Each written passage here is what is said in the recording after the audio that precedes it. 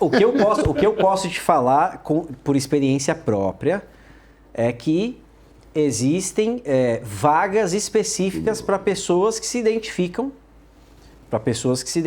como outros gêneros.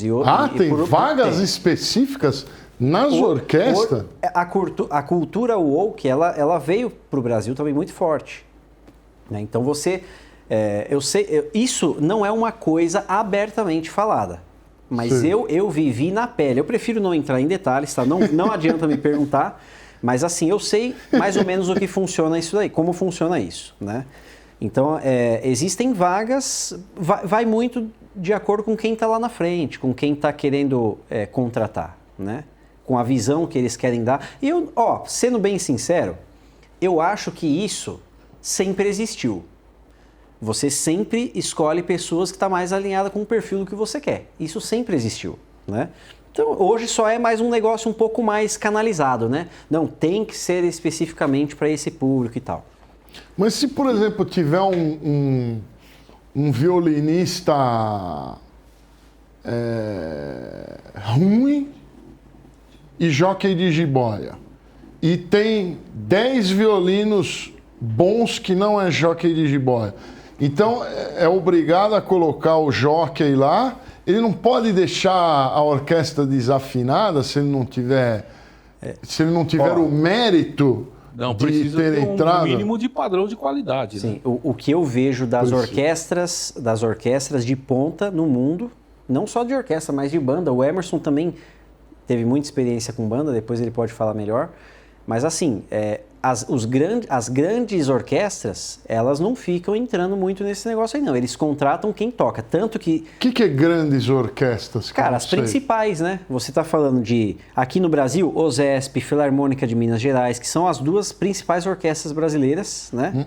A Municipal de São Paulo. Nos Estados Unidos você tem Filarmônica de Nova York, Boston Pops, você tem... Mas o que eu mais escuto falar de bastidores é que eles só deixam entrar nessas orquestras, essas orquestras de salários mais altos,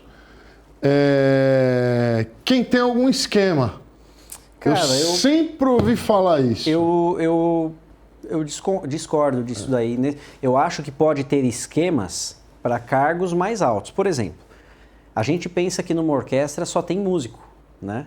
Mas numa grande orquestra você tem diretor artístico, diretor executivo, você tem arquivistas, montadores, inspetor, coordenadores, diretores de marketing, de uma série de coisas. Aí, nesses cargos altos, como o teste, a forma de seleção desses cargos altos não é o mesmo processo da forma de seleção de um músico, eu creio que possa ter, sim, alguma coisa nesse sentido. Agora, a experiência de músico que eu tive, de ter que fazer teste para entrar em orquestra, você tem até um biombo aqui, ó. Existem testes que são com biombo. Eu já fiz teste com biombo, que a banca não sabe quem está entrando.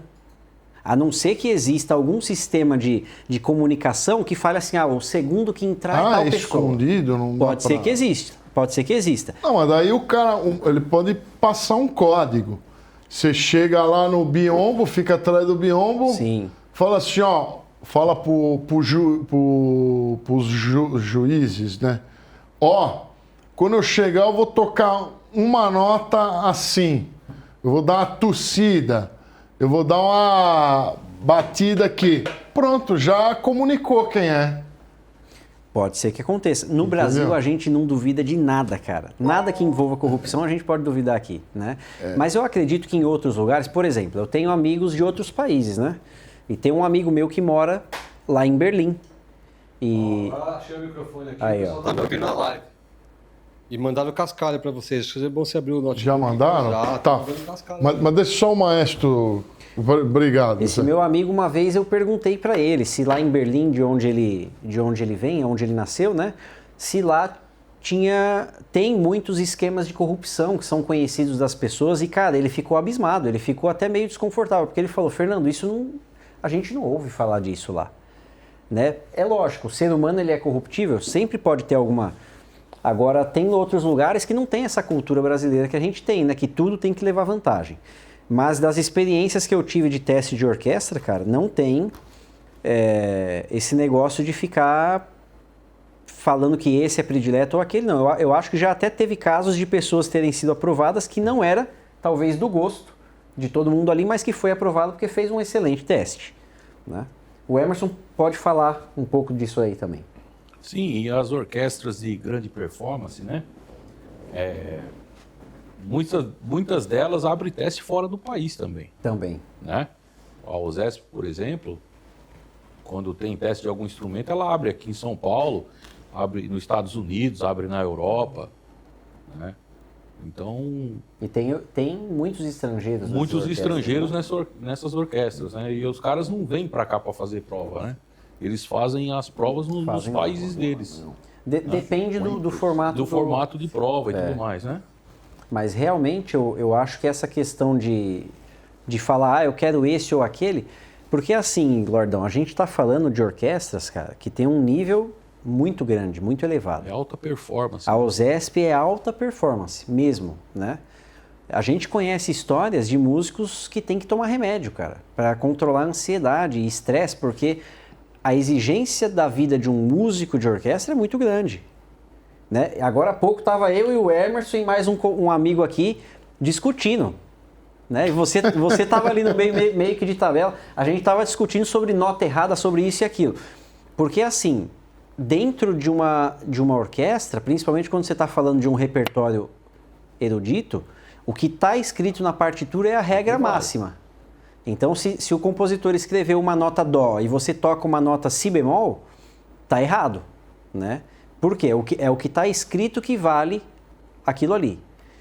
E isso vai num nível tão alto que você vê pessoas que precisam se medicar para poder manter um estado emocional adequado com o que está sendo pedido ali na música. Você vê os grandes solistas aí de piano e tudo, cara, chega a ser quase perfeito o negócio, dependendo de quem é o solista. Você vê que o cara praticamente não erra nada.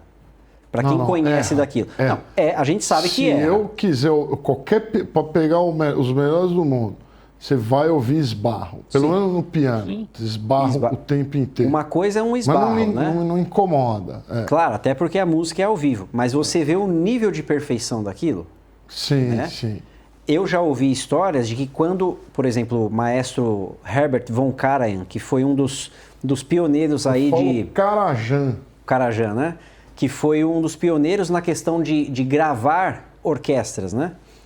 Porque muitos maestros tinham resistência de gravar. Eles achavam que a música de concerto não precisava ser gravada, que a música de concerto acontece ao vivo. Isso vai mudando de um dia para o outro, né? Mas o Karajan não, ele queria deixar um registro. Falam que ele era tão exigente com as gravações dele que às vezes os músicos passavam um dia inteiro gravando um movimento de uma sinfonia. Um movimento de uma sinfonia. Mas né? a gente passou aí o dia inteiro para gravar dois compassos. E não é complexo? Porque o músico ele é exigente também, né? Nós somos exigentes. Eu mesmo não gosto de me ouvir errando. Então sempre que eu vou gravar alguma coisa, se eu vi que errei, já vou lá e repito. Né? É desagradável. Mas para quem não entende, pode ser que passe desapercebido. Eu aprendi a não ligar muito para notas erradas. Mas o Emerson já é mais descontraído em relação a isso. Eu sou mais perfeccionista. Comigo mesmo, principalmente. É a idade, sabia?